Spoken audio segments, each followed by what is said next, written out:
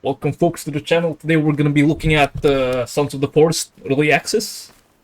This is not a review, this is merely a me speaking about how good is Sons of the Forest as an early access. Now before we start heading into my talking points here, I would first like to introduce Sons of the Forest. Now, Sons of the Forest is a sequel to the first game, The Forest, which is made by End Night Studios. Is it Studios? Yeah, End Night Studios. Pretty sure it's End Night Studios, located at Montreal. French. My mistake. End Night Studios is in fact located not in Montreal, but British Columbia, BC, Vancouver. Fucking Vancouver. Oh, jeez. So, The Forest came out as a early access similar to Sons of the Forest. And The Forest was in early development for, I'd say, 2014 to 2018 full release. So that's about 4 years. 4 years of The Forest in development.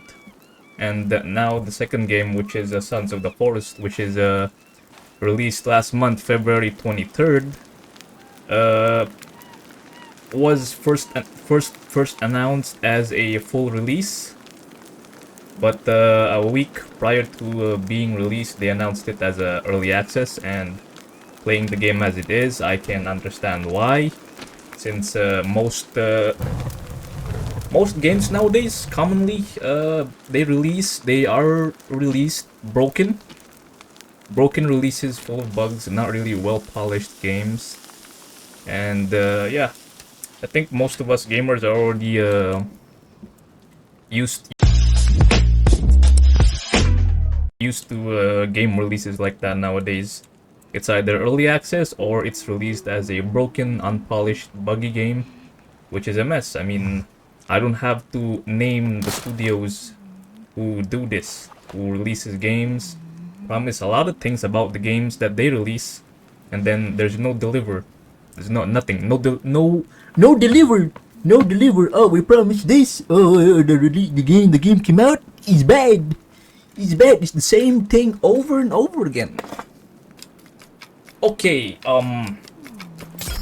alright, with that said, let's get into the talking points here. So, talking point number one, graphics. It's amazing. It's a lot better than the first one, that's for sure. It's way better. The trees, they look good. The grass, it's good. It's just good. It's way better than the first one. Same engine, Unity engine. Same engine. What else is there? The water? Yeah. Well, in the first game, The Forest, there was no waterfall or any river, for that matter. And this one, we do get that, which is good. I mean, the first one had ponds, and somehow there were fishes in them. I'm not sure why there were fishes in those ponds in The Forest. I'm not sure how they got there, but there were fishes on those ponds. They're really small ponds. I remember it correctly. Me and my friends played the game. It was a good game. It was a good game. Give it a nice review. Definitely recommend it.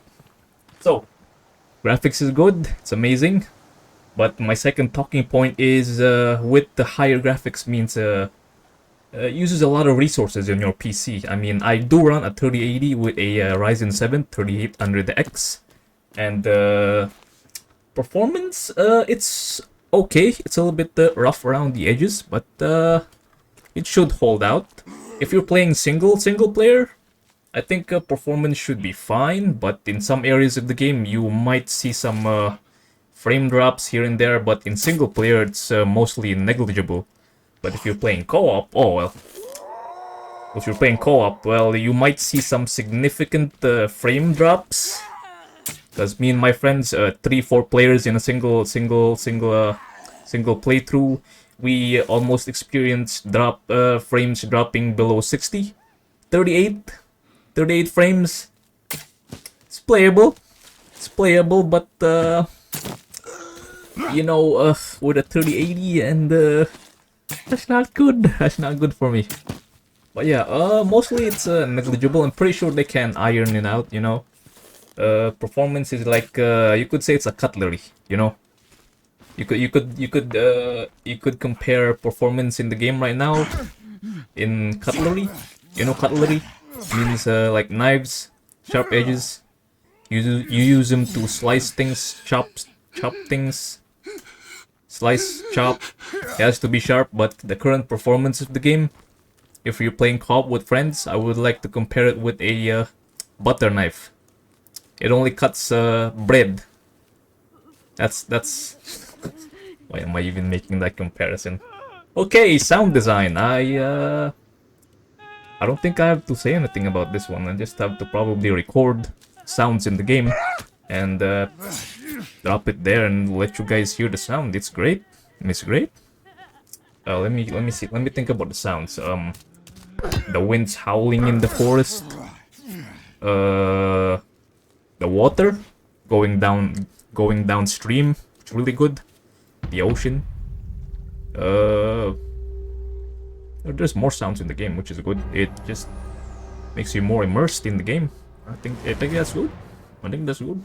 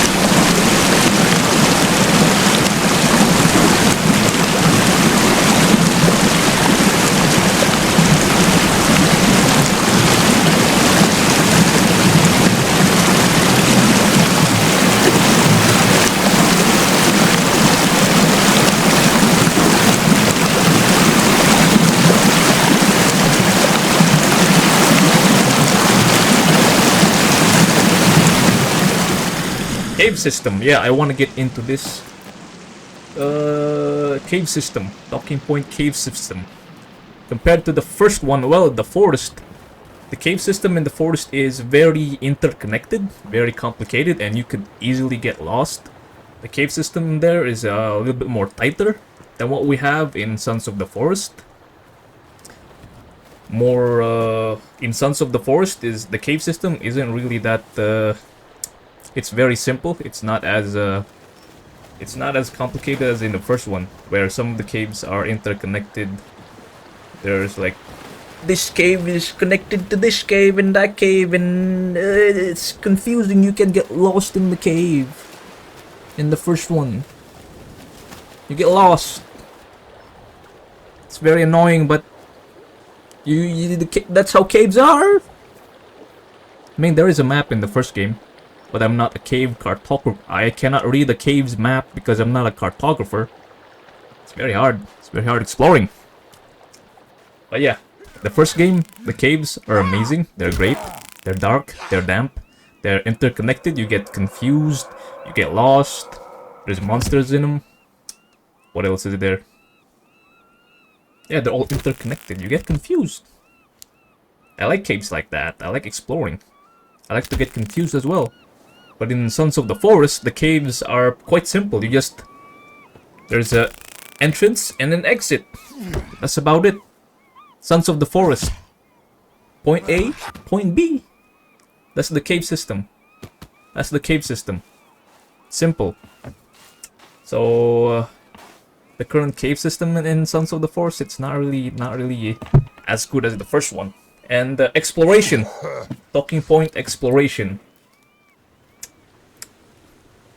Well, exploration in Sons of the Forest is kind of non-existent for me because they already added the GPS, which kind of ruins the whole exploration vibe.